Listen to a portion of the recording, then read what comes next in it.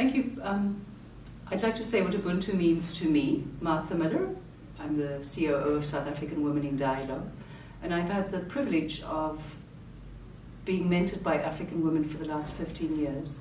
And I think what struck me is how different Ubuntu is from our legacy of very, very tragic and sad legacy of mediocrity and apartheid.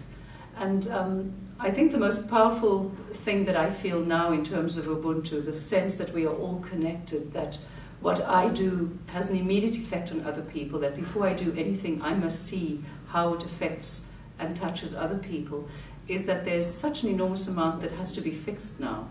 And that that the element that was most destroyed by apartheid in South Africa was the closeness and the unity of the family.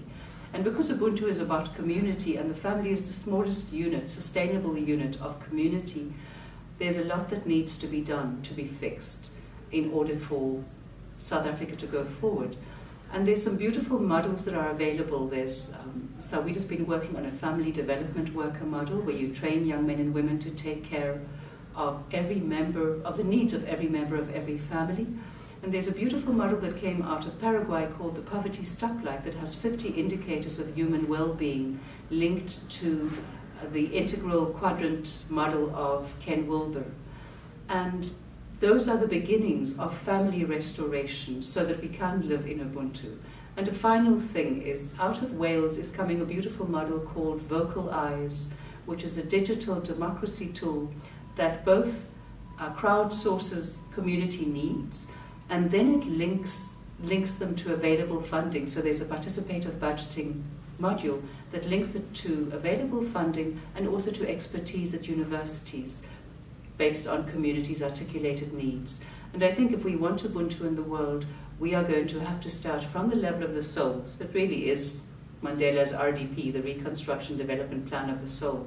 But in order to reconstruct the soul, you have to reconstruct the families in which souls are conceived and nurtured until they're old enough to be responsible for their own self-maintenance and self-perpetuation. And self-gratification for me is the opposite of Ubuntu.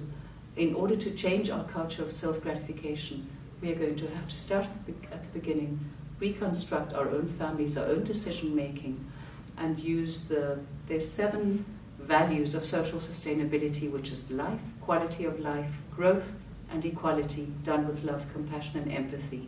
And for me, those values are at a par with Ubuntu. It is, if we want to manage a planet successfully, we have to start at the level of the soul, then the level of the family, and then the level of the community.